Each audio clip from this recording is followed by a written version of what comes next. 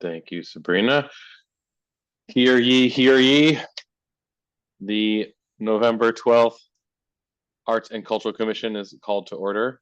Sabrina, would you mind pulling up the agenda for us?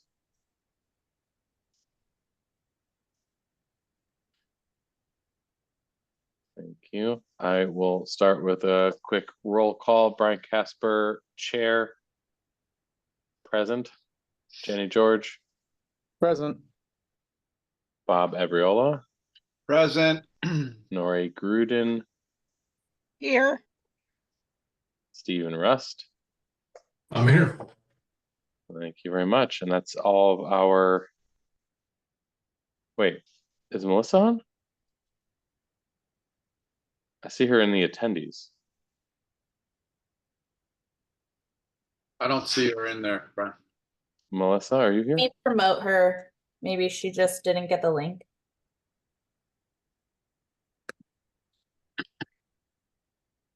Okay. Here she is. She's on. Okay. Can you hear me now? Yep. There you are. Hi, Melissa. Hi. All right, recognizing Melissa Matuska is here as well. Hello, everybody.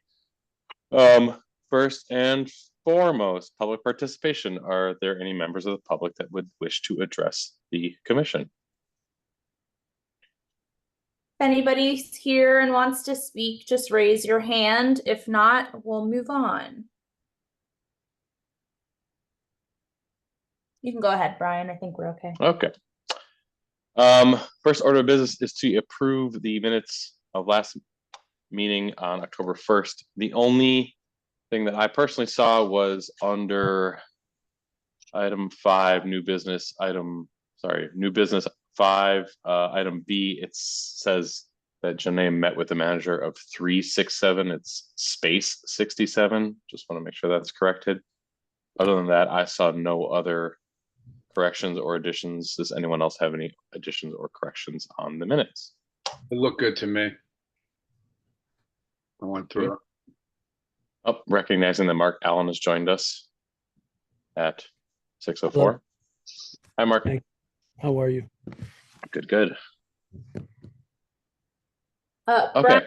if you wanna go back to public participation, somebody has raised their hand now. Okay. Yeah. Diane, you should be able to unmute and speak if you want to speak. Hi, can you hear me? Yes. Yes. Can you hear me? Yes, Yes. we got you. I can't hear you. So something is wrong with my computer. Can you make a signal to show that you hear me, Brian? Okay, hear I'm you. sorry. For some reason, I cannot hear you. Is it my turn to speak? Yes. Yep. Okay, Go thank for you. it. For the record, my name is Diane Loricella, 21 Little Fox Lane. I wanted to come speak briefly to the Arts and Cultural Commission. As you know, I have great interest in the arts, having once been on the board for 7 years of the Sono Art Celebration, and I'm a patron of the arts and appreciate the work you're trying to do. Tonight on the agenda, I was very pleased to see that there will be a discussion of the arts RFQ and artist selection policy.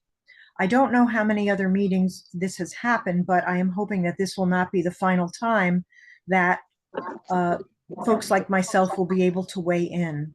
Under the objective, I guess I want to see more definition of what a qualified artist is, because based on my experience with the West Avenue mural, I believe that many artists that were qualified were bypassed because they didn't have an international acclaim, but they did very good work.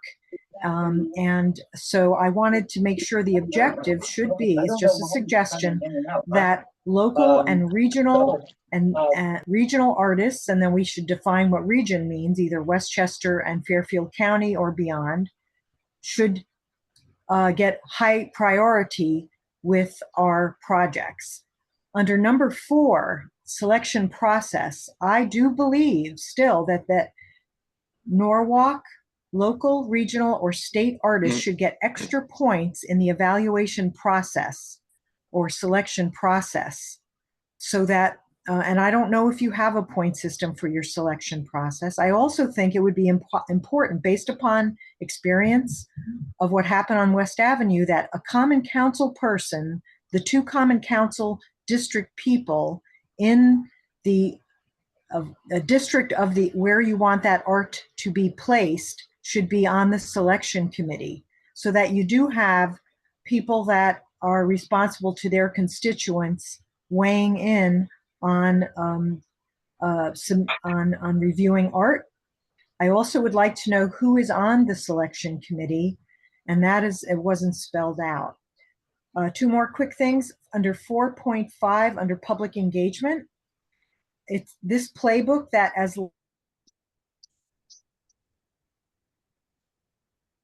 Diane, we lost you. We can't hear you. I think she can hear us. Policy is with staff. What happened, Thomas, this was scope on short notice during the summer, and it was very opaque, not transparent. It was sent out widely enough and with enough. Oh, we lost her again.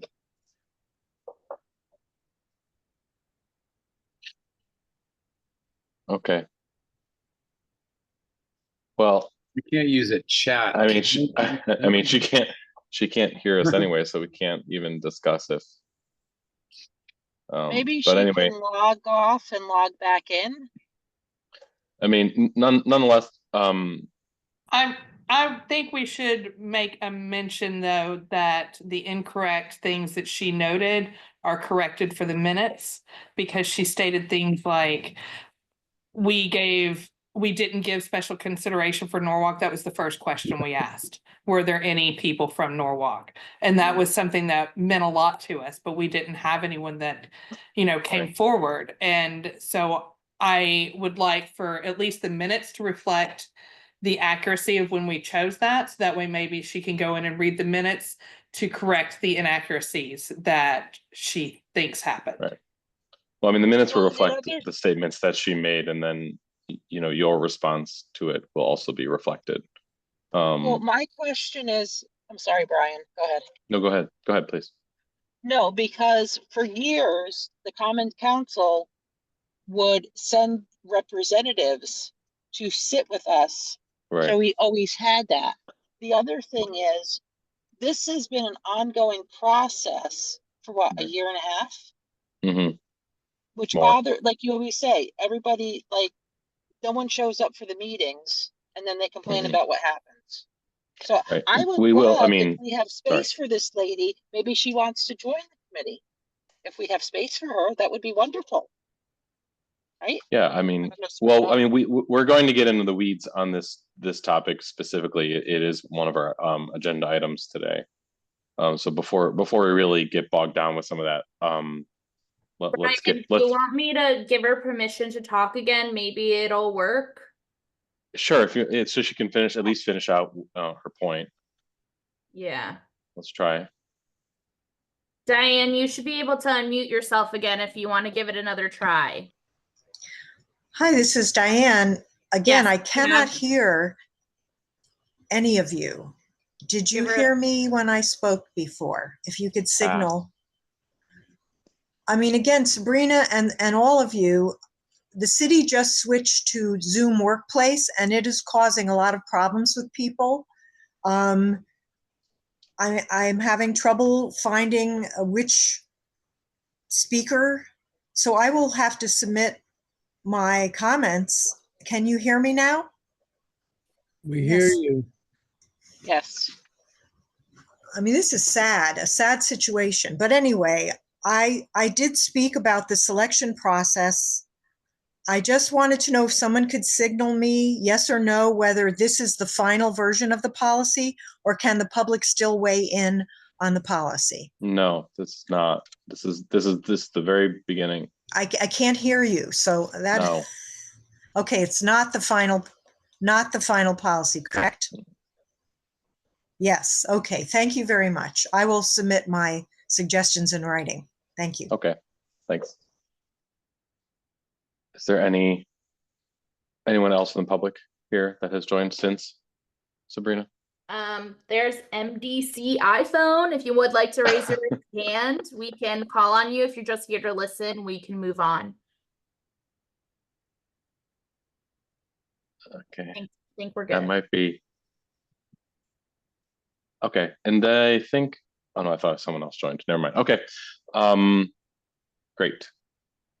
All right, moving along. So we are on the minutes. We're jumping back here to the minutes.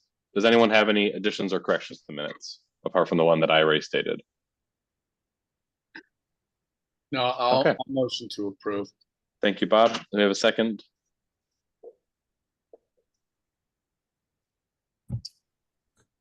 I can second. Thank you, Nori. All right, quick roll call on this. Brian Casser vote aye. Bob Abriola, Aye. Mark Allen. I believe I would need to abstain. Oh yeah, you weren't here. Thank you. Nori Gruden. Aye. Thank you. Stephen Rust. Abstain. Thank Wasn't you. there. Thanks. Danny George. Abstain as well. Thank you. Melissa Matuska. Yes, aye. Is that enough to pass? Right? 1, 2, 3, Yes. 4, Yes, it's a majority. 5. Yep. Perfect. Thank you. All right, moving right along. Budget review. We're into new business budget review with Bob Abriola and Sabrina. Take it away. So Sabrina, I didn't receive anything like the latest update, so I don't know if we have any expenses that hit the budget. So maybe you can help yeah. on if you can clear that. I didn't get the file. Yeah, so it's because probably we had no changes. We will see changes for the next meeting because we'll have the artist mixer event, which will take some expenses out of here. But other than that, there's no other expenses that we have. The only thing that you see as an expense was approved in the rollover, so it just isn't reflected yet. Those were expenses from last year that were encumbered before the end of the fiscal year. So you'll see like those large amounts of the 6,000 and the 2,000 actually going back into the main budget items. It's just to cover that rollover amount before we get that money back rolled over into the accounts essentially. But we'll see some other professional services money and business expenses coming out of there for the event coming up. Right. Capital accounts, the Art in Public Places program, you'll see everything is almost encumbered besides, a flailing probably $20,000 that we have left over in here. All of the invoices for the West Avenue mural have been encumbered and or already paid. So yeah, that's the update on the capital account, but I wanted to bring up that we have received the packages for the operating and the capital budget. So the finance committee or budgets committee should meet to see what projects we want to execute or any changes for operational expenses that we might have so that we can enter those into the budget cycle coming up. And that will be for July 1st, 2025 to June 30th, 2026. And when are we meant to, I know we're going to get into this a little bit, when are we meant to submit that? When is that? When are they requesting us we submit those capital requests? I have to check the exact date, but it's usually around the first week of December. It's around like December 6th. Okay. Yeah, and I mean Sabrina and I have been sort of chatting a little bit about, what we're hoping to ask for this year. Still very much up in the air. Not something we're going to vote on tonight or anything like that, but I guess this is sort of the time when I want my fellow commission members to start to consider, what we should potentially do this year and what it might take to do that. We had talked about the idea of selecting 2 additional mural sites. There was I know Janae who can't join us tonight, but Janae obviously wants to flesh out these events and things like that. So I'll probably be looking to her and meeting with her to try to figure out what we can potentially do with how much money. So yeah, I mean, I welcome, some small discussion now, but I think it's probably better spent offline, really getting into the weeds of what we might want to do with and what we might need to do it. I see Melissa has her hand up. Yeah, I have a project that I would like to do. Rowayton Elementary has mentioned that they are interested in, there's a traffic graphic box right in front of the school, and they're interested in painting it. And I know that we had discussed in the past about possibly having paints on hand, and to fix up some of the old traffic graphic boxes. And, if things like our schools wanted to use some of our paint, that we just purchased some paint that, we could use for the traffic graphic boxes. Yeah. So that's what I'm hoping that we could do. Well, I think we already have money. There's sort of this like loose Sabrina, correct me if I'm wrong, but it's like through whatever Shockley's office became, there's like a loose like $3,000 or something that had been allocated like years ago for this. Yeah, we have some flexibility specifically for traffic graphic boxes. And then we also have money in the neighborhood improvement team to do certain sorts of maintenance. So there's a little bit of both there. But we also, in addition to that, have $9,000 that we allocated to the traffic graphic box program in our capital budget currently as well. Awesome. Would they have to pay, since they're one of our, schools, would they have to pay the application fee? Could we waive that since it's one of our own? I would have to ask because technically it's on a public road, but the applicant would be a school, which our budgets operate separately. Usually we have to pay them, they have to pay us, city and school. But for this specific project, I would have to check with DPW because the application fee isn't really just a fee to apply, it's to do the permitting for the application. So I would just have to ask them if that's possible. We also Okay. keep in mind that, we are going to need approval from the school board for this. Yes. Yeah. Well, not to paint the traffic box. Oh, Right? no, yeah, because it's on the street. Yeah, that's not on school property. Amazing. What's Cool. the application fee? That's news to me for. the Bob, you traffic- haven't been paying application fees this whole time? You owe us Not back one. money on application fees. Not one. I think I thought there was. I think DPW was waiving most of them already. And Okay.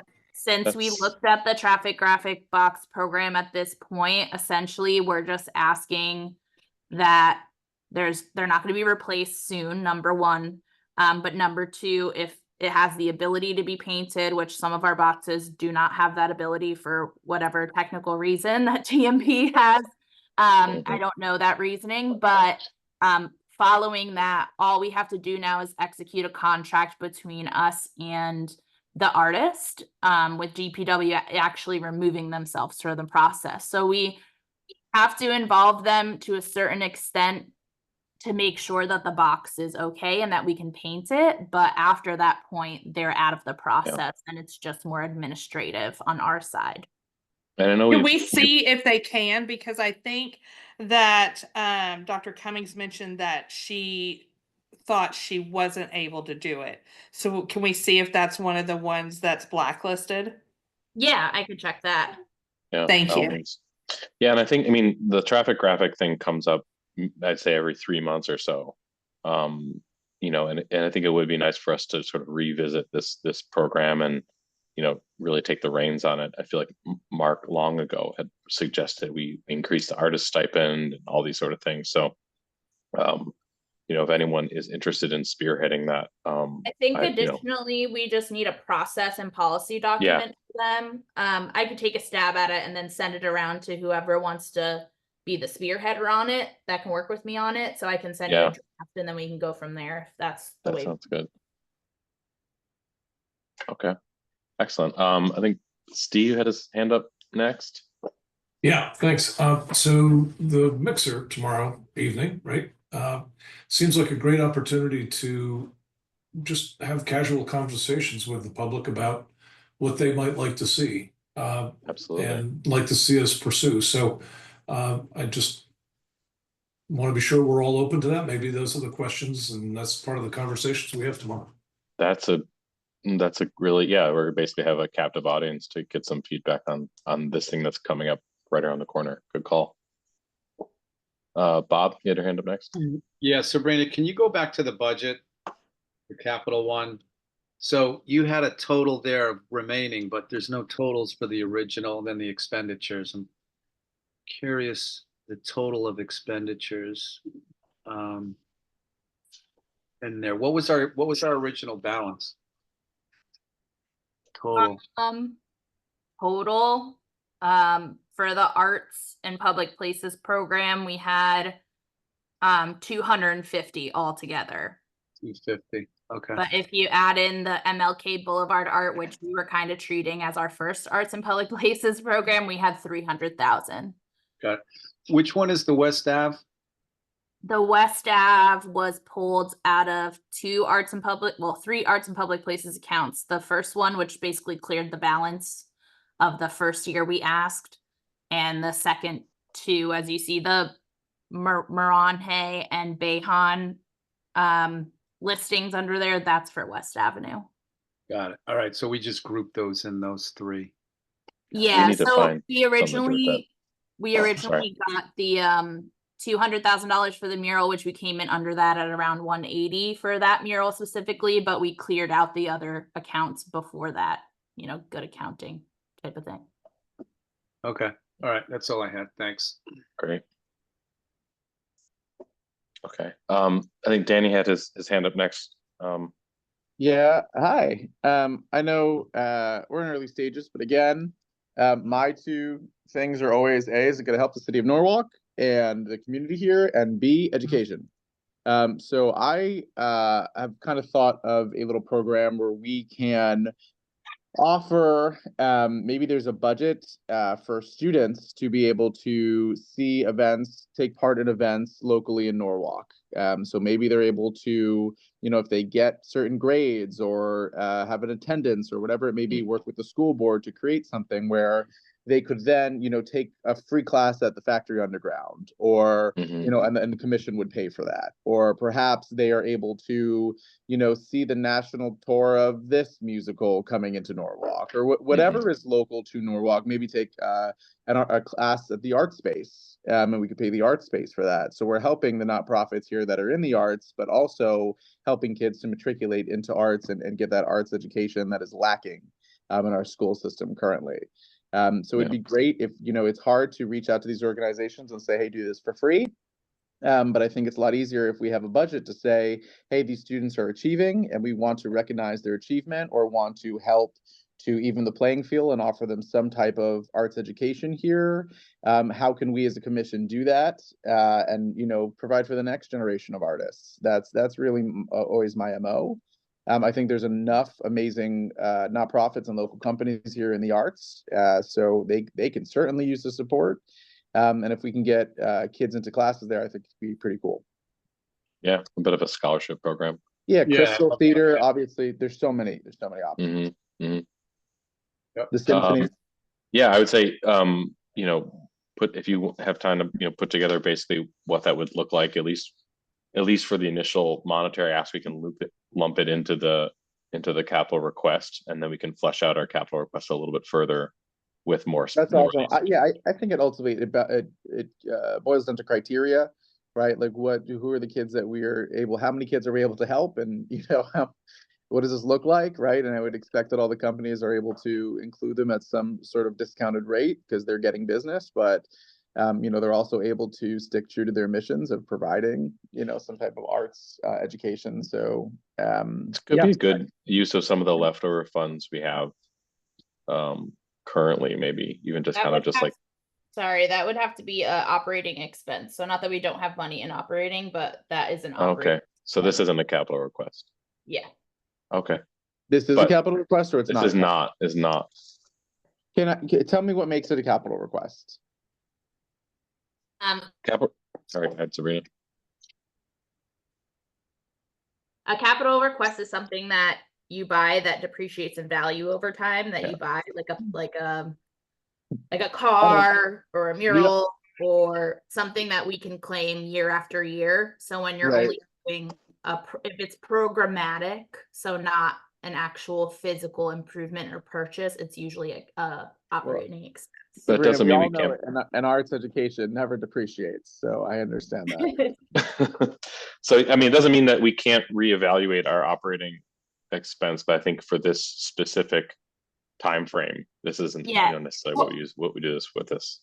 Exactly, but that's where you have things like in our current budget, we have like business expenses or other professional services, things like that. You can use like just increase those line items, $1,000 or whatever we want to increase them to include that program. And then when we go to present the operating budget at, the specific meetings for approval with the council and with the Board of Estimate, we would have to explain that that increase is specifically for this program that we're adding in. When does Would it usually adver- come up, Sabrina? I'm sorry, When does operating budget stuff usually, at the So- same time, we're doing is it it now. at the same time? Oh, okay. Yes. Well, there you go. Would advertising or budget for advertising come under capital expense? No. Nope, it's a operating budget line item. Okay, so it has to be something tangible that's depreciating. Yeah. Or It's appreciate. like the police officers ask for cars and Appreciating. buildings. Yeah. And- Is there a way Appreciate for or the commission depreciate? to have equipment to maybe, I'm always trying to, like, how can we make money as a commission there so we can give back and do the things we want to do? Is there a world in which, we can purchase sound equipment for rental to nonprofits here? Yeah. Or Yes. something along those lines that it's depreciating and get Yes. the capital budget, and then ideally, this is something Yes. to help the other nonprofits out, the commission can make money, something along those lines? Yeah, Yes, so anything that's equipment usually falls under a capital expense. So So if can we we're also, buying if we're buying speakers and microphones and mixing tables, that'll be a capital request. got it, and then ideally, we can do something on social advertising these services or something along those lines, so the city knows. I think obviously I want to build a calendar. God, I have high hopes and dreams there, but I'm just thinking in terms of capital expenses, what makes sense, so, maybe it's that. What about things in terms of events for Janae, paints or paintbrushes or things, that kids will use in an event, those things, could they be seen as depreciating? no, this probably falls under event costs. Yeah, it Okay. falls under a different category. There is a threshold of some sort. I'm not sure what it is, but that falls under other operating supplies. So there's Right, like so a we're line really item for looking at, supplies. like IRS code for equipment, essentially. And truly, and to your point about making money, I mean, that is the hope that the events can start to do. I mean, we had the artist talk and we got $120 in donations, so, the hope is that, yes, no one's going to go to a mural and scan a QR code and give us money, but if they go to a performance, potentially there's a suggested donation at the door, or maybe there's, some sort of small charge for, I don't know what. But I love that. I still think we're dealing with chump change, right? Like if we're gonna Yeah, bring in totally. income that is gonna fuel the commission to be able to Yeah. do big things, which I think we all, right? That's why we joined the commission in the first place. Let's help the community. I would like to be able to have some bigger ticket items where we can really start funding this commission in a different way, so we can start, doing all the things that I think we're hopeful of but don't have the money for. I agree. Wasn't that part of the new initiative is that we can, write proposals for grants and receive the money to the Arts Commission? Yes. So there's really, Great. what's that? I said, great. So maybe we So should the question start. is do we have somebody who can be in charge of writing those grants, or is that part of Sabrina? Is that part of what your end of it? I'll say I Okay. write grants all day, every day, and grants for things like sound equipment are not out there. Unless, magically somehow something gets passed by the Office of the Arts, but I've never seen anything like But it. see, it's grants are usually like So more we for- do, more for we the do, cause than a purchase. yeah, we do grants for other organizations all the time. So that's like a copy paste job. It has, the legalese in it, and it's usually Right. a one party signing agreement. So those are easy. We already have those. It would just be legal, taking a few minutes to tweak it for whatever program we have. And then for rental, we would have to ask legal to create something for us that specifically lays out things like damage or loss and things like that. that we would have to care about, but not impossible to do. It's just we would have to ask legal to come up with that for us. Mark, I hear what you're saying. I think most grants that we would be eligible for are just so niche and specific. You know, Yeah, there's I nothing think like, more based on need than say a purchase. Like Right. we don't, to meet this mission or to meet this cause, we can purchase this equipment to help meet that Mhm. need. You know what I mean? Rather than just we want to buy equipment. yeah, absolutely. I go, look, what can people use here in the Well- city? What makes sense? What do people need affordably, where we can still turn a profit, you know, and do something that's exciting there in terms of, you know, finances, so we can give back to the community with that funding. But we've got to start building some type of revenue stream, because if not, we're just sitting ducks. So I agree. I was going to comment before I had my hand up. Sorry, unless you see No, please. see it. You know, when you were talking about, you know, like incentives for the kids in schools, right? Yeah, I think it's a great idea. I think that this might be a place for us to collaborate with the Carver Center. Because the Love that. Carver Center, their programs exist in every single Norwalk public school. Mhm. They used to be all in high schools, but now it's all Norwalk public schools. And so within the structure of the after-school programs, I think they already have the structure for being able to benefit these kids of you know, underserved community, the kids that can't afford to go to the concerts and events that you're talking about. You know, I think that maybe there's a room for us to collaborate between the Arts Commission, Arts and Cultural Commission, and the Carver to benefit kids in Norwalk public schools. You know, I love that. That's a tremendous idea.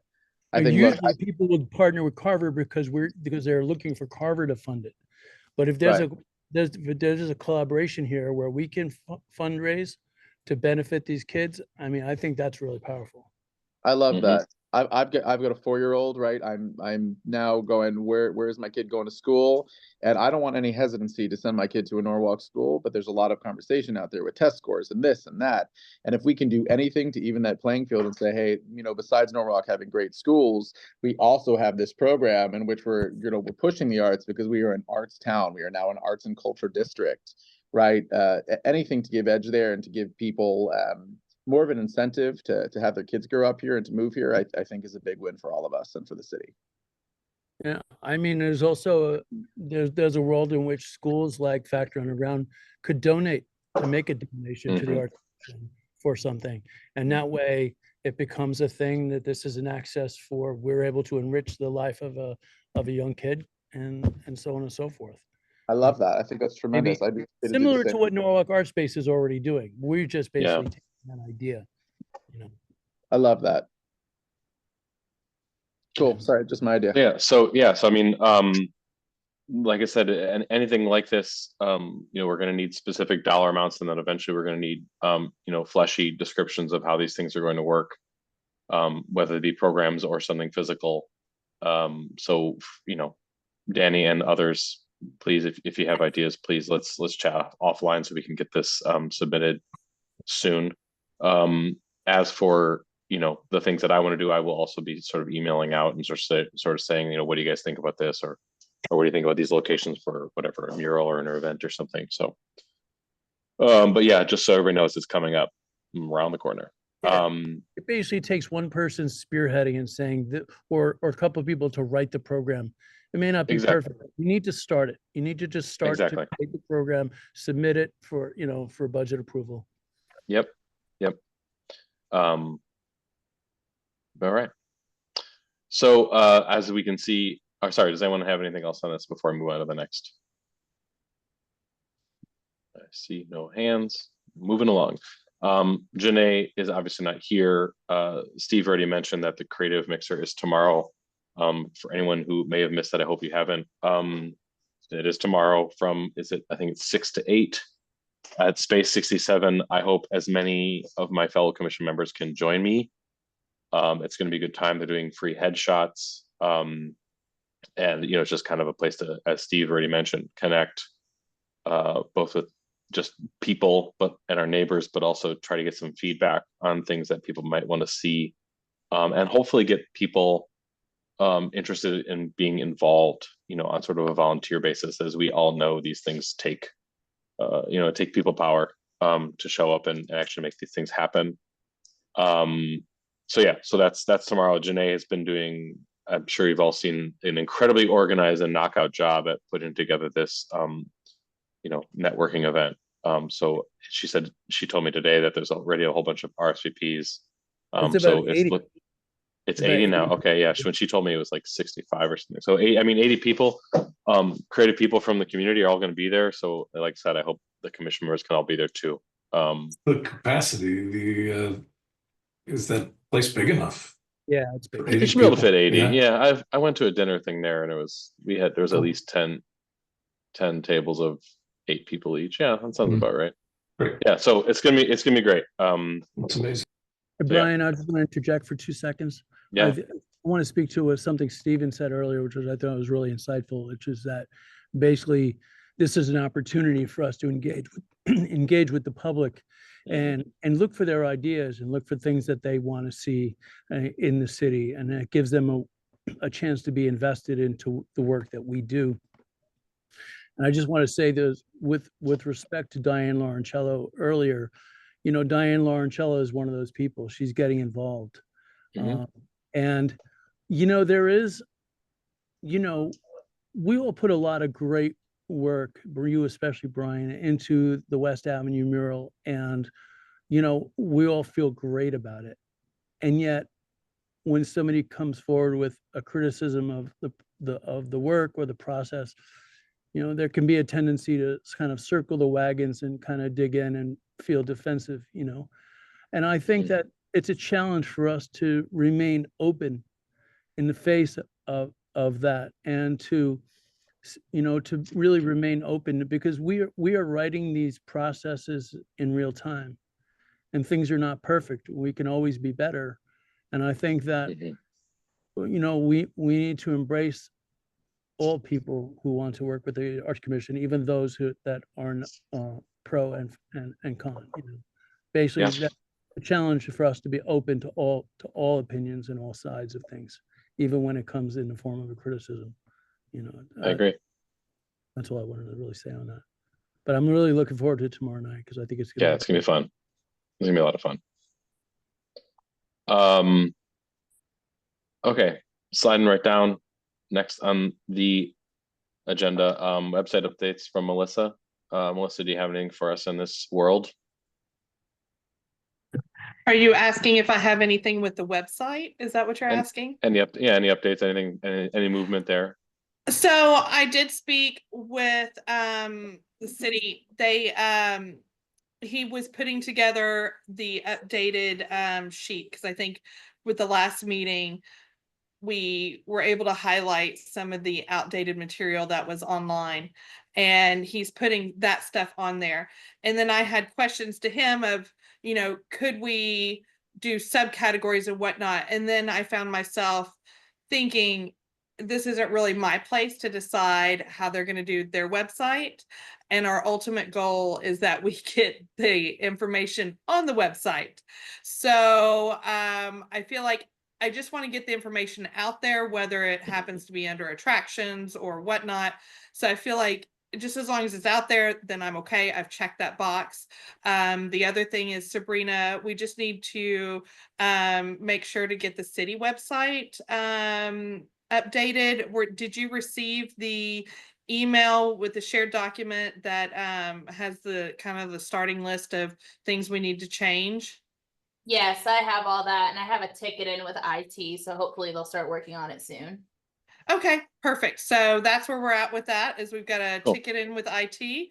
So hoping to get that working, and they're already working on the Visit Norwalk to get that information updated. I don't know Amazing. of anything else really that we need to do at this current point. It's really just a waiting game.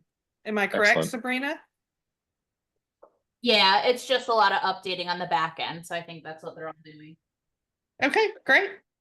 Great. Well, thanks again for your work there too. And when I think this is all sort of finalized, you know, we had always kicked around in the same world was some sort of newsletter too. And as we start doing more of these events, my hope is we can collect more and more emails, so we can just keep all these conversations and you know, as we've been talking about connecting with our community moving too. So hopefully that's sort of next in the list.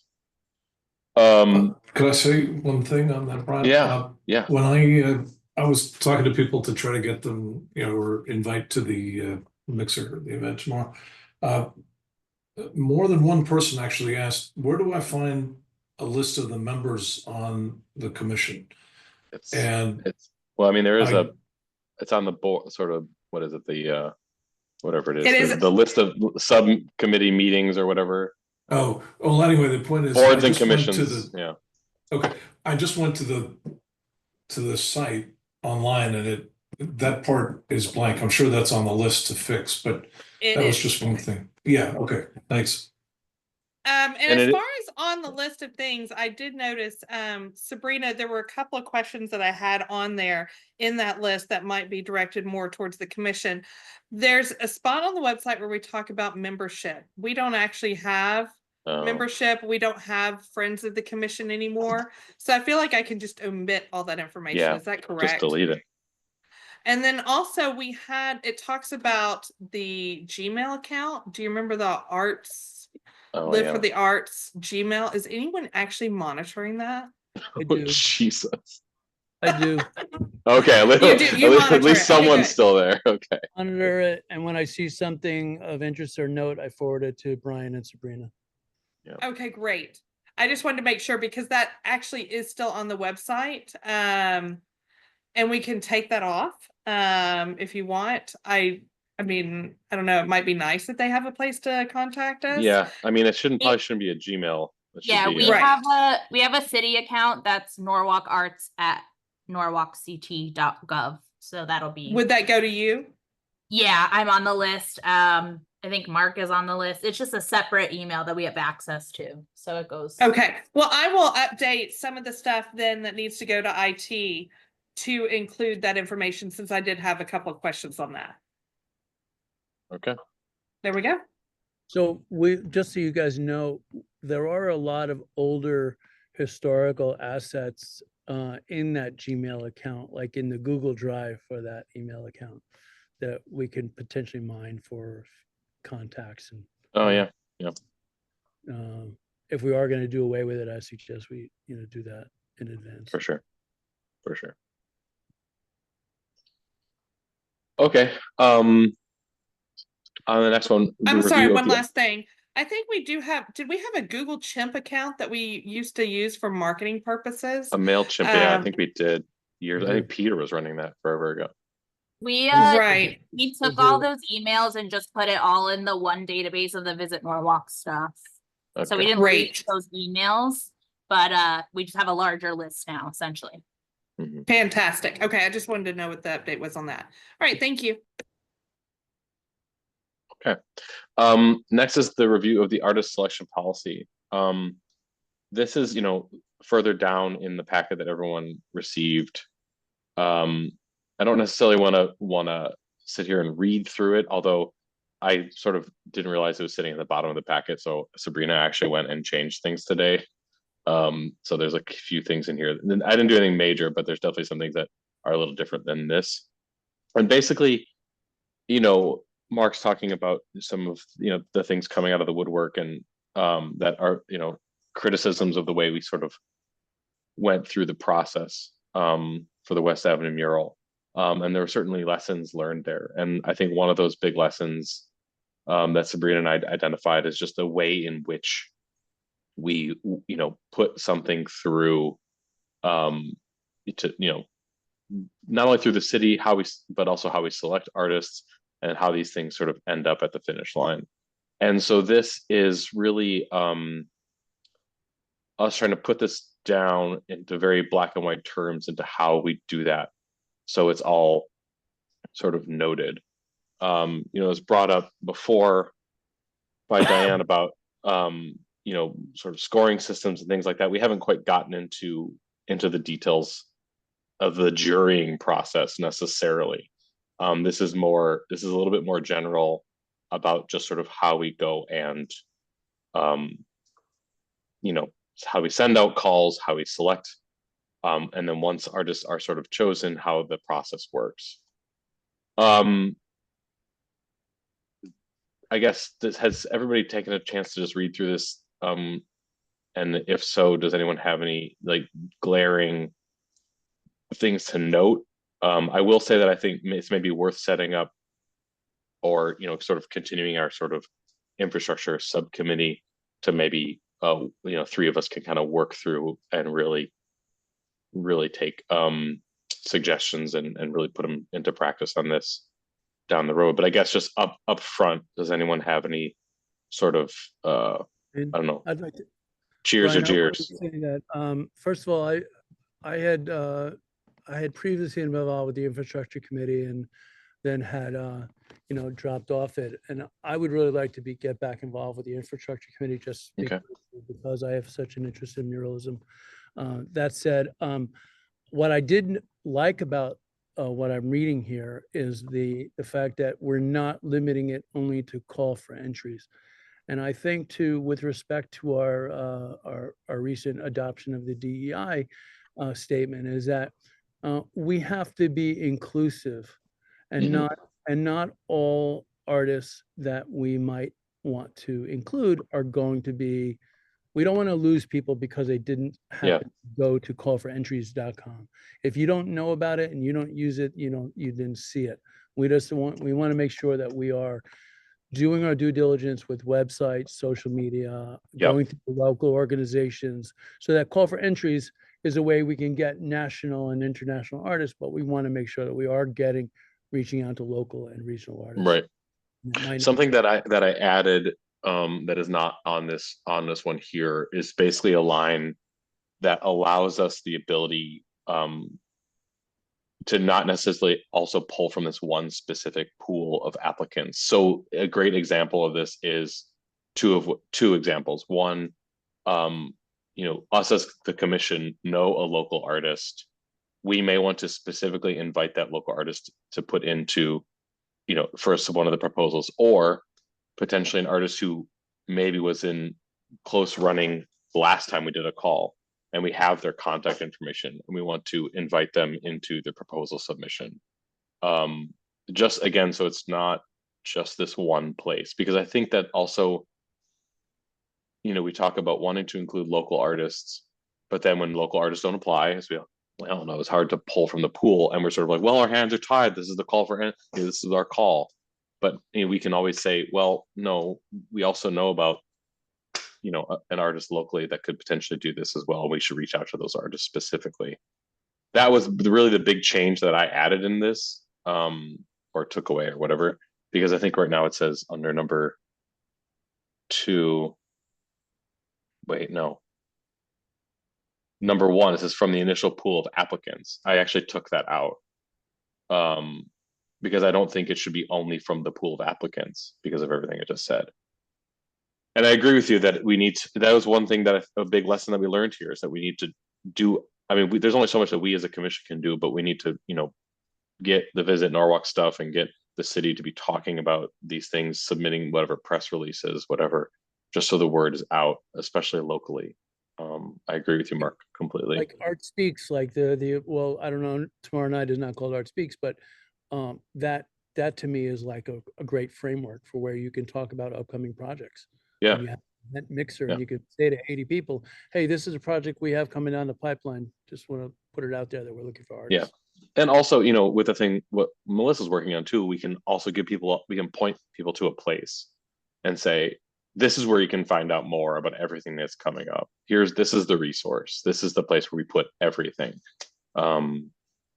Which again, you know, we're working on. So, anyone else have a I don't know, anything that initially jumped out at them as positive or negative in this that they want to mention? I have a more general question, Brian. Yeah. I was just,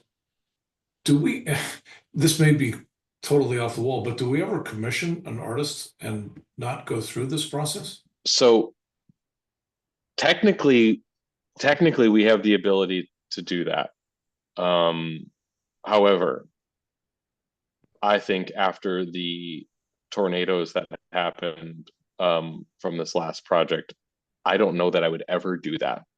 I You hear are you, but at least it would be reaching out to local. You could reach out to a local and well, again, I think, you know, some of this talks about this little document also says, you know, it puts it in the framework of what are the projects sort of, you know, what are we trying to achieve with different projects? And one of those achievements might be that we're trying to reach only local, regional, whatever artists. And in which case we wouldn't take applications from elsewhere, or we would be doing specific outreach to artists we want to see apply.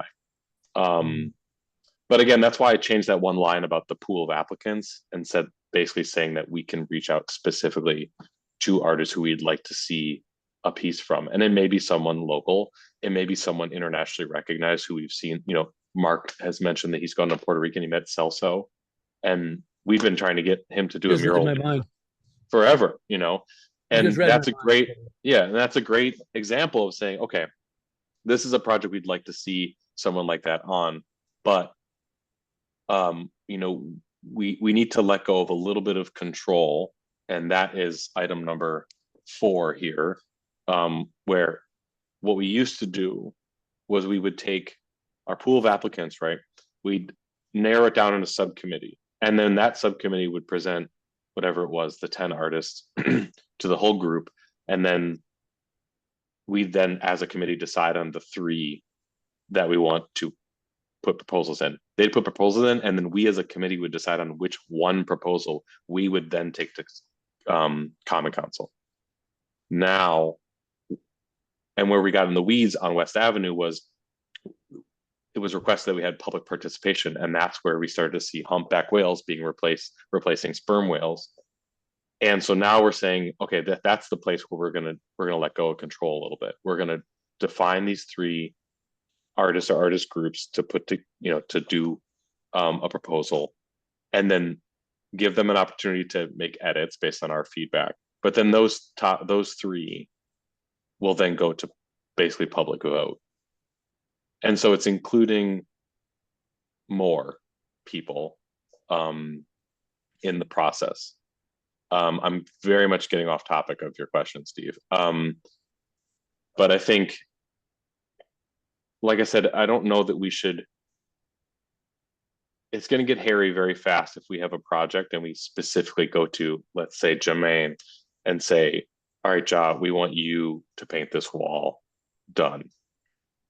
There's going to be a lot of other local artists who are going to feel left out of that because it wasn't sort of a democratic process.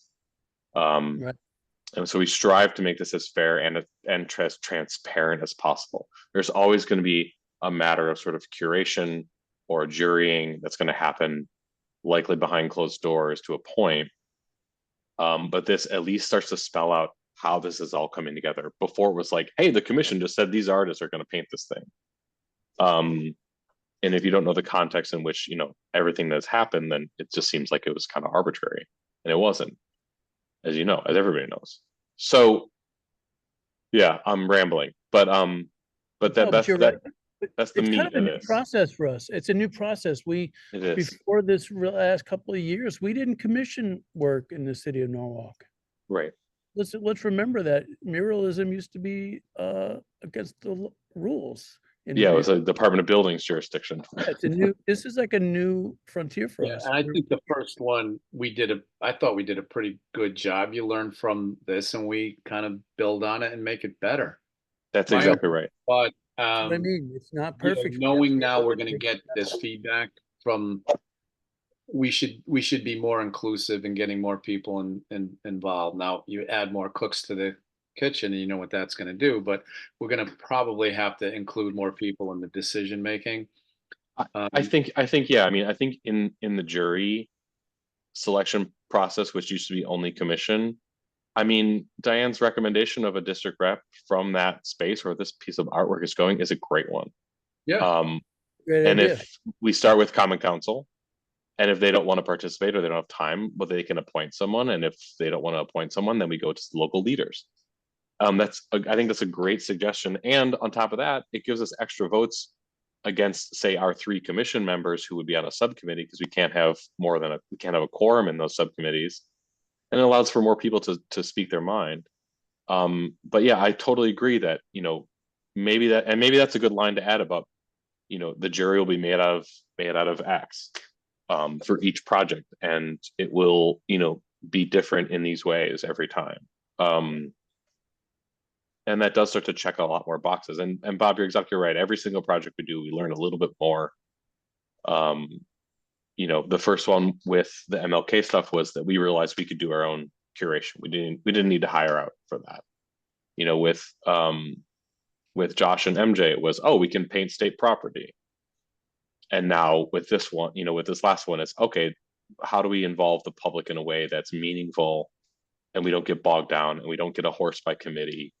So I think that's really, we're trying to take care of all those things really with this. For the people that, because there were a lot of questions about local artists and why we didn't use them.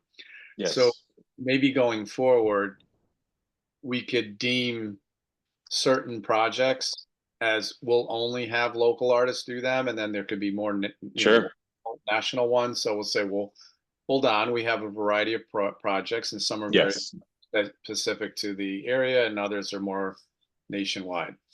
I agree. And then getting it out there, right? I can't tell you how many artists said, well, why didn't you ask me to do that? Why didn't you ask me to do that? Well, look, we posted it, so we got to.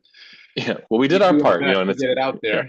Yeah. But that's like the other thing I feel like if we can improve is just get more awareness to what we're doing here. Not easy, No, but I think we have to have the call for action, which is that if you want to know about these opportunities, then you need to get involved with what we're doing. I agree with you. And we're chipping away. We're getting there. Yeah. When we started this new process with the Arts and Cultural Commission, part of what we were going to do is kind of incorporate non-residential members, non-voting members of the commission on some level. I know Duvion told me that he was asked initially to be one of those people, and then he said he didn't hear from anybody else ever again about it. I don't know how accurate that is, but I think that having people like Duvion who are not residents but who are members of our arts and cultural or bring a certain level of community. expertise, and maybe it's based on the project. If it's a piece of public art, we may ask a muralist somewhat locally to be in that jury. I don't know, but yeah, I agree. So yeah, I guess anyway, take a second to read through it. Let's keep the conversation going offline. I likely will tap. I want to hear from everybody, obviously, but I likely will tap sort of a slightly smaller group. We can kind of round table it and really work through some of the nuts and bolts on this, and then hopefully present this to the commission in definitely ahead of whatever next call we do, but in the coming months, and we can vote on this as sort of like the official process for public art. That's the idea. Public art funded by the city. And as it currently stands, it would be public art funded by the city on public property, because we have not gotten into the weeds of how to do this on private property, which is the next big thing I want to work on. So Brian, as far as this, once this thing has been formulated and fleshed out, we're going to be voting on adopting this as a process. And I think that's the intention. We can always update it. We can always change, but sure.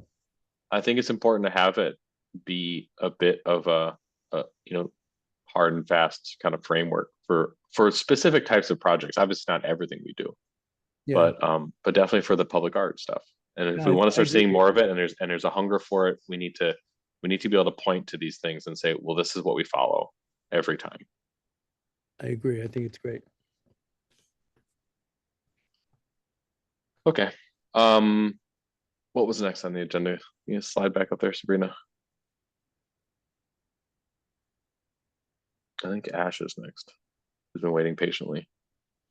Yes. Okay. So So now that we have the officially an arts and cultural district, we also now need to tell everybody we have an arts cultural district, and therefore we need a logo. I've tapped previous intern and now friend Ash Nichols, who, if you remember, was going to do a traffic graphic box, was here 2 summers, but now didn't because she had to go back home basically. But she's here to talk through some initial concepts and directions. I guess these aren't necessarily fleshed out ideas, but I tasked her with creating a logo that could hopefully grow. The original, the initial thing is just we need the mark, we need the object. But my hope with something like this is that we can grow it into the example I gave her was that it could be grow into, say, patterns, different types of patterns that signify different aspects of the Arts and Cultural Commission. So simple thing to say, visual arts versus dance, and even potentially different areas of the district and things like that. But for now, we're looking at it just sort of as a concept of the initial logo, and with hopefully further implications. So I'll let Ash jump on here, and if she can share her screen or whatever she needs to do, and present her directions for us. And I guess we'll probably vote on which direction to go with, but I'll let Ash take it away. Great. Thanks, Brian. Ooh, hopefully I didn't just lose Wi-Fi right now. Can you hear me? Yep, we're good. Okay, great. Awesome. Hey, everyone. I'm Ash, for those who I haven't met, and those who I have, good to see you again. As Brian said, have a couple directions for logo concepts today. Really excited to show you. I miss Norwalk just about every day. Don't tell anyone. I'm based here in Minneapolis. All right. And then today I'm going, actually, I might not be able to share my screen. Is there a way I can get allowance, or can I send something over? Okay, here we go. Sweet. All right.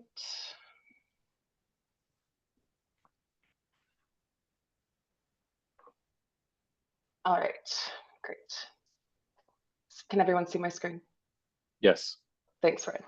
Okay, great. So today, kind of like Brian prefaced, I have three actually mood boards for directions, and kind of wanted to set the scene for the mood board kind of being something that we can talk about to kind of set the tone before we're diving into like actually making the logo, just to kind of be able to discuss the approach and kind of get the tone down.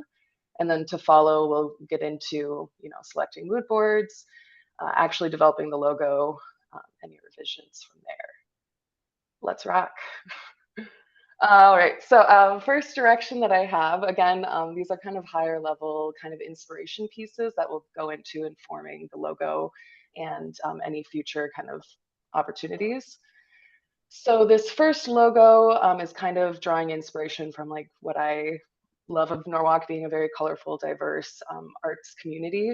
I was kind of inspired by like thinking this little like piece here, like a little city or a little grid full of a bunch of different stories and people and opportunities, which felt in line for like an arts and cultural district. Had some inspiration pulled from like thinking of like space itself, or like kind of just the like reality of community space containers. So here then, looking at the logo, a couple different options with like some sans serif, keeping things modern and really forward thinking. I pulled in here the colors of the I Heart Norwalk kind of branding that I think could work with this kind of direction. Pieces like this in the top right corner inspiring to me because they kind of use colors selectively. I think there's some opportunity for some fun color work there as well. And I was hoping at the end we can have a time for feedback. So I'm going to go into the next direction unless anyone has glaring thoughts right now they want to say. Yeah, I say go through them and then we can leave some Awesome. space I for have a questions and things like that. perfect, thanks. Second direction. So here kind of looking at another kind of logo that can develop into a bigger kind of system. So this one's kind of featuring some modern sans serif, kind of taking inspiration from like the museum arts kind of spaces where they're kind of playing right now. And then kind of highlighting this geometric kind of flexible approach. This one is exciting for potential growth, I think. Looking at how forms and geometric either logos or counterforms shapes that kind of here kind of the negative spaces that inhabit the letter forms of the logos could kind of further develop into a system, you know, kind of what Brian was alluding to with patterns or colors or kind of different variations. So it could be a system that could be expanded upon. I pulled a couple different inspirations with pieces that are kind of geometric, but can either play a little safer, like this top Nordic museum, or something like more abstract, kind of depending on what place you're kind of wanting to play.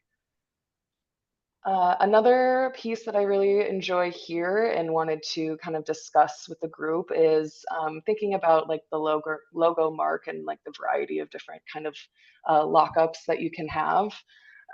Here I liked how they showed this piece.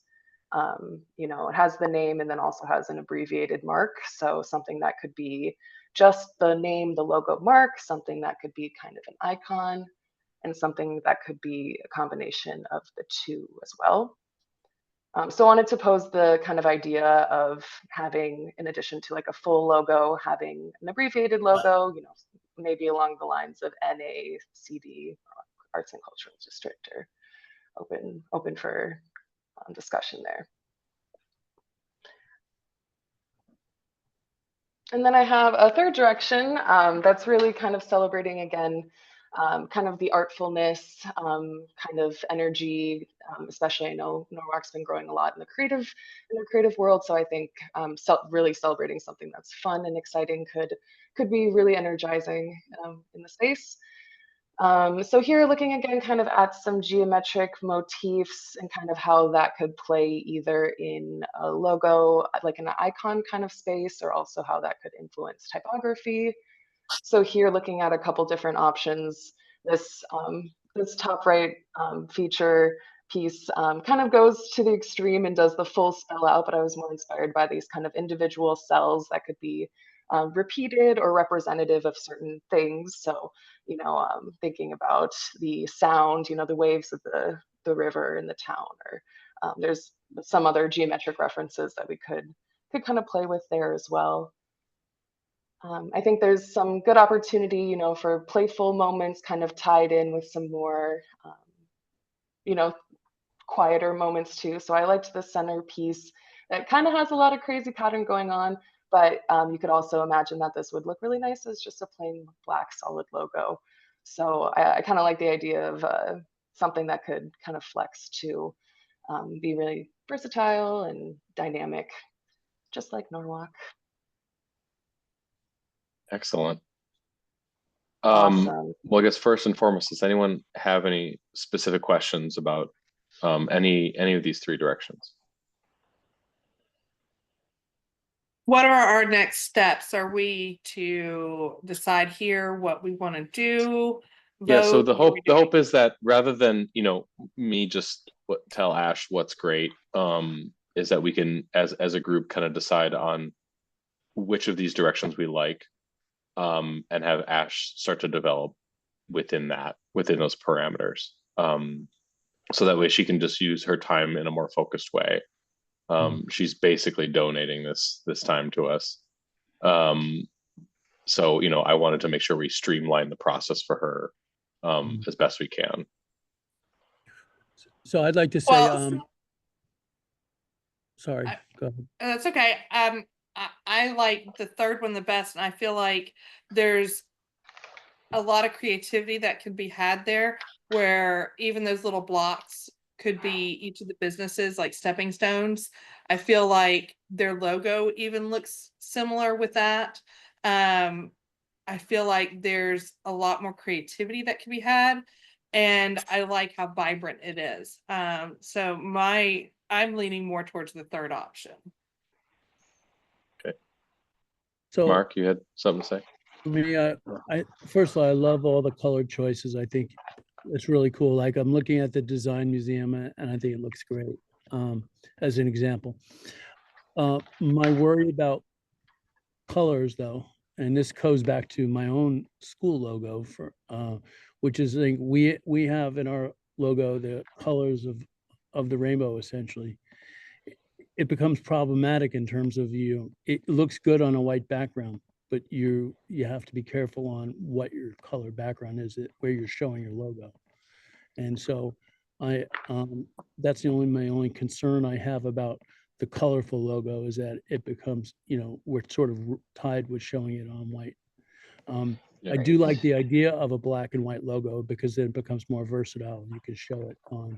You can show it in white on a black surface or a colored surface, or you could show it in black on a white or colored surface. So I think it's more versatile. So that's the only thing I wanted to say. But otherwise, I think the directions are really cool. I think there could be a color Yeah. execution and a black and white execution. Yes. Yeah. 101 branding. Yeah, speaking my language, Mark. Yep. Bob, I I was gonna think say the there's same a thing. lot of You're all reading my mind. Yeah. Yeah. In my opinion, there's a lot of similarities with all three of these mood boards. Yeah. So you can interchange a lot here. I'm not seeing drastic kind of moves from one to the other. I think they're visually compelling, but you're looking at existing branding that's already out there.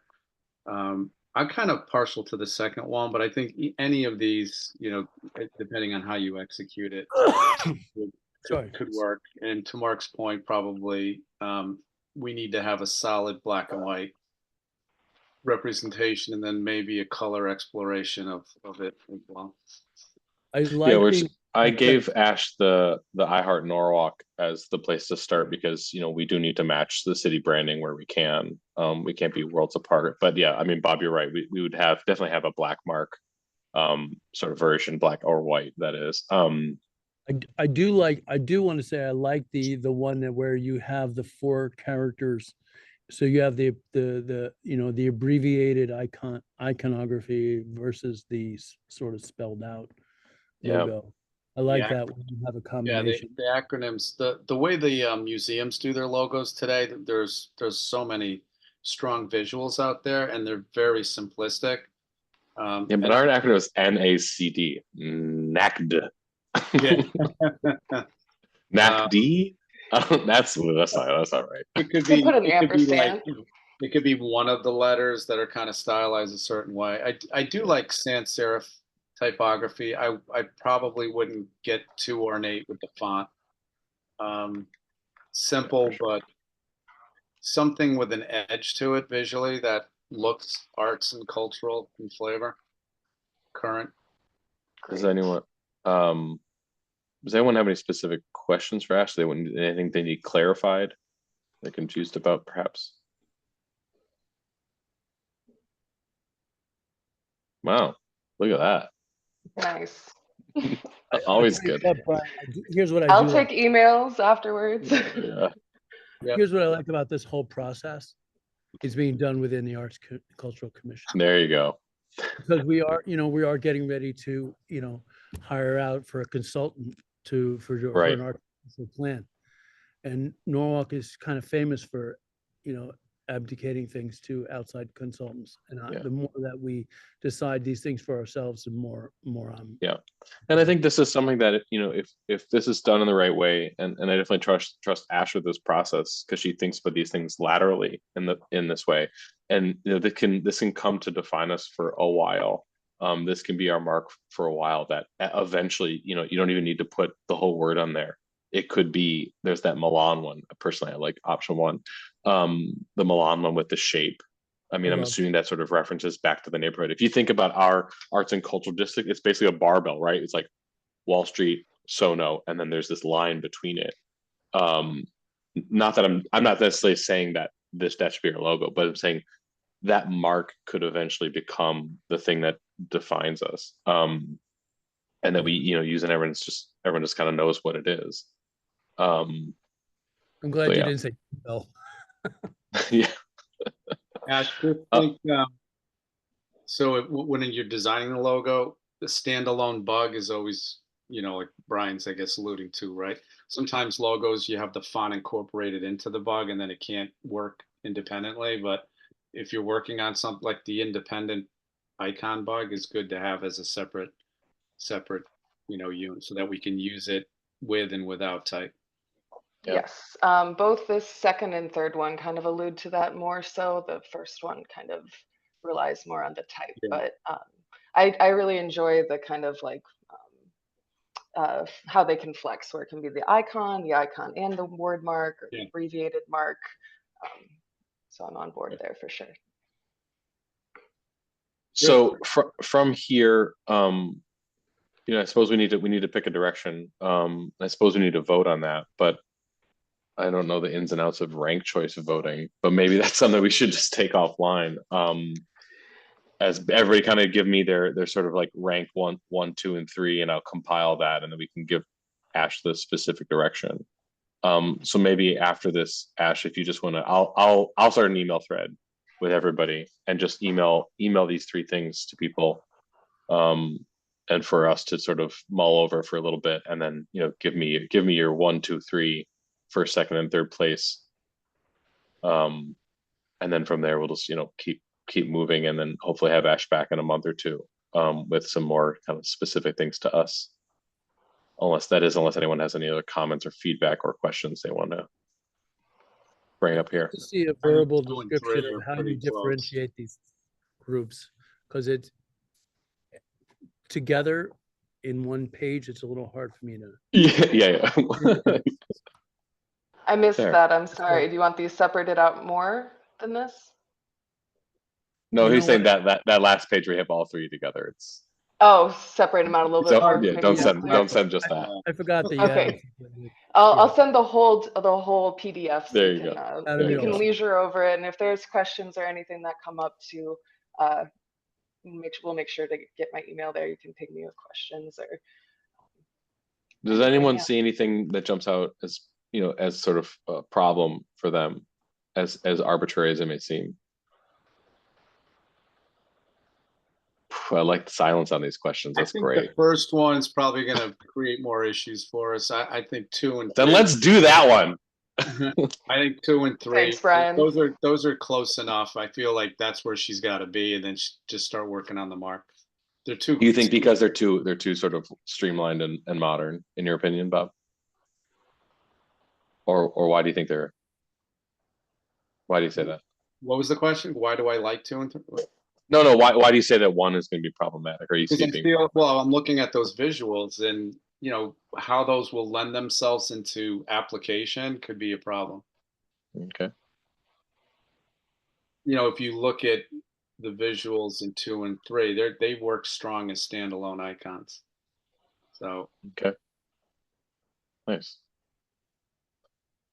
Okay. Ash, do you have any questions for any commission members before you send this around? Off the top of my head, I feel feeling pretty good, especially if we're open to those abbreviated marks and kind of that exploration down the line. That was kind of my biggest question. Other than that, feeling good. Great. Well, like I said, I'll start a thread so you can send this around to everybody, and then we'll get everybody's picks, and then hopefully we'll have a way for you to go. Sounds good. Thanks, everyone. Appreciate the Okay. time. Thanks, Ash. thanks, Ashley. Great job. All right, moving right along. Item number F, the arts and cultural plan update from Sabrina. Take it Yeah. away. So I'll be really quick, you guys. So we put out the RFP probably about 3 months ago now. We have responses in. We have a small subcommittee that are reviewing those responses, consisting of me, Brian, Mark, and Erica Wesley with the Cultural Alliance, as well as Anna Brialt. So we're all taking a look at those now. We're having a meeting tomorrow that will select our preferred vendor, which we will then bring to you guys as well as to the Common Council for approval. Once that happens, I'm sure all of you, if not a majority of you, will be invited to be on the like formulation committee of that. So like the oversight committee, I would say.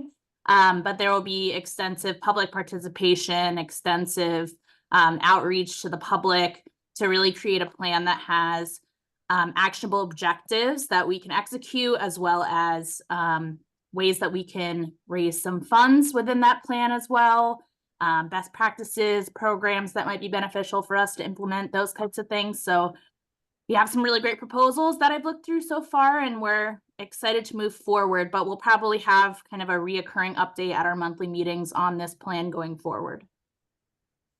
Sabrina, I had one question, which I could ask tomorrow, but just in advance for, I know in our capital budget request, there was a line item of $100,000. Is that a fixed amount? Yeah, Um, that's as much as we have. We would have to talk scope with the folks if we wanted to raise that to make their scope kind of match our price point, but that's what we have to work with.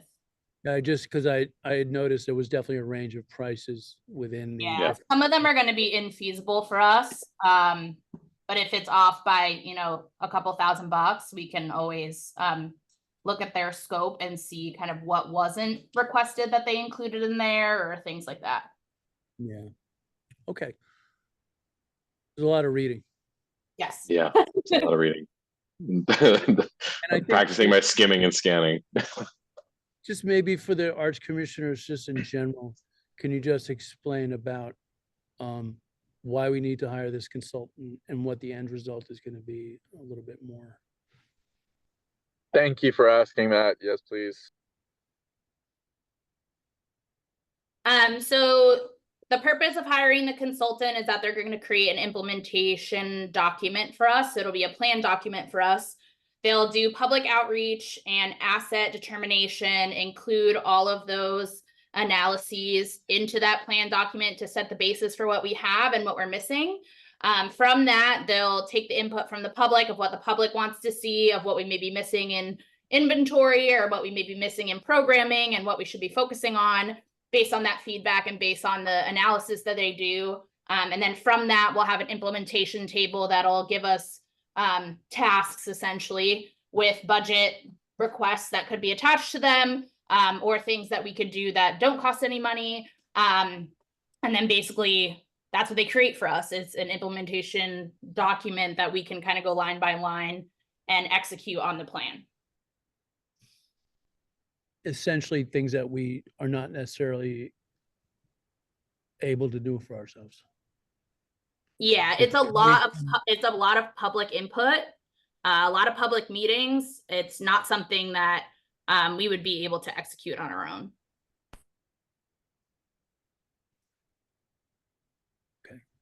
All right. Anyone have any updates here in new business to add today? I have a question. I understand we're now an arts and cultural district. I'm trying to understand exactly what that means. Does it mean that we are getting we're eligible for grants now from the state, that we're eligible for different funding? What exactly does it actually mean? Essentially, at this point, it's a marketing asset for us, but the state has required that we create a plan for the district, which usually when they say that means that there will be grant programs and or funding available to us going forward. But the main reason why we actually executed it is because it gives the commission the means to raise money, which we did not have before. The only thing I've been a little confused about is the money we raise for the Arts and Cultural District needs to get spent within the district that is outlined. But we as the Arts Commission also are the Arts Commission for the city of Norwalk, that where there are areas that may not be part of the district. So where it overlaps, that's a little confusing for me because the funding we have might not be for things in the district.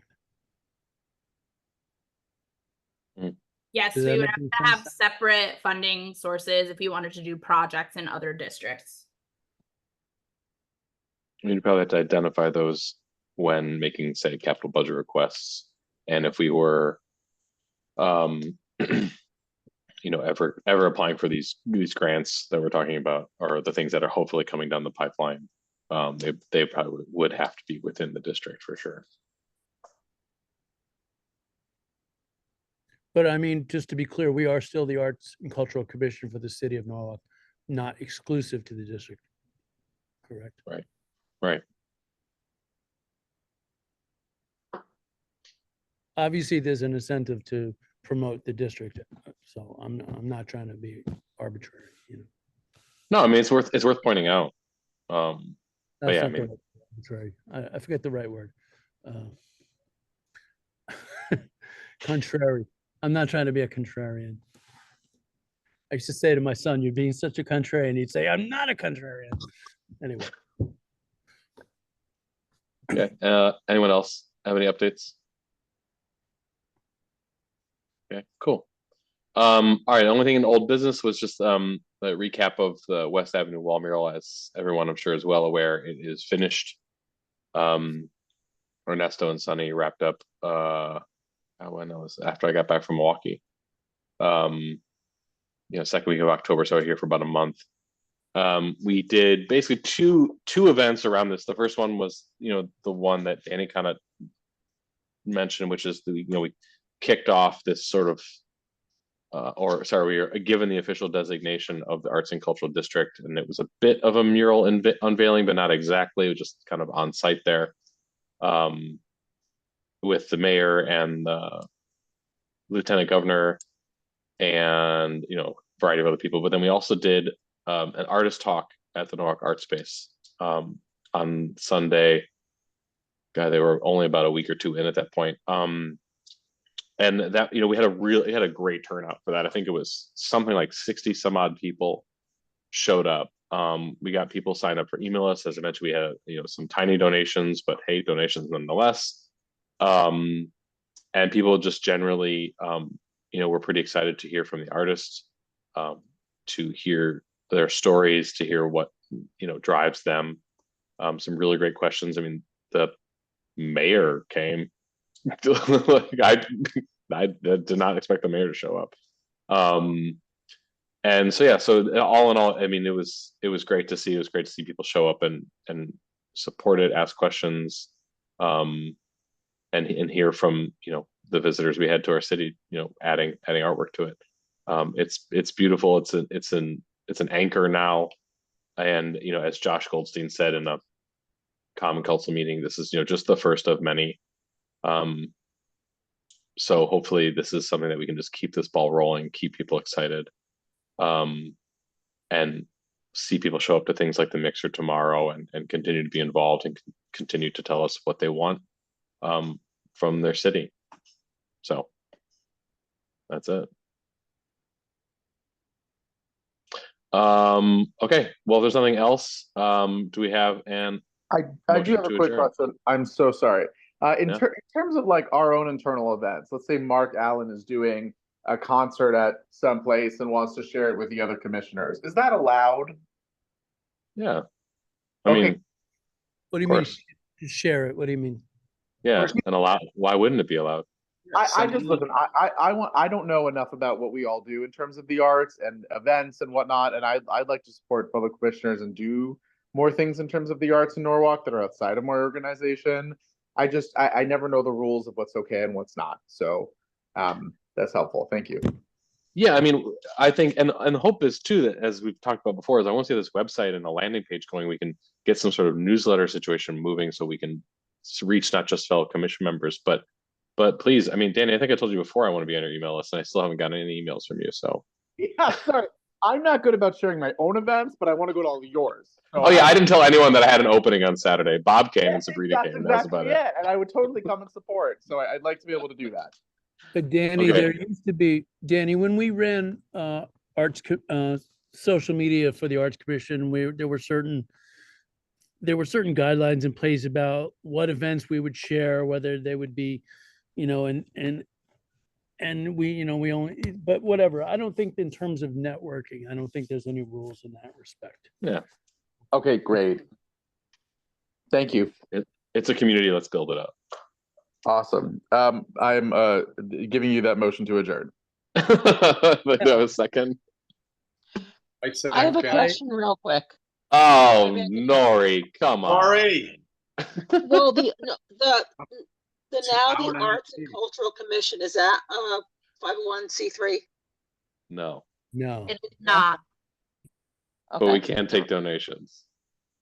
but you can't take donations. No, we can. We No. can take donations, Oh, you can't. but they're take not like a donations. tax write-off in the way that a charity donation would be, Okay, It unless is it's above a certain it dollar is- amount. It is still a write-off. It is just not a traditional It's just not write-off. a good one. It's not a good one. well, no, I'll email you guys offline of something my company's doing, so Okay. I'll do that offline. Nori, do you want to Whatever second the wants to go. adjournment? So how do you submit, I how will. do you donate to the Arts and Cultural Commission? I will second the emotion. I will second the motion. I vote And I will no. Okay. email you offline. I vote no. Brian Castor vote aye. Bob Abriola. Aye. Nori Mark Gruden. Allen, nay. Aye. Steve Rust. Aye. Danny. George. Aye. Oh my God, Mark, have fun by yourself. Oh wait, Melissa Matuska, she's still here? Whatever. Bye. Good night.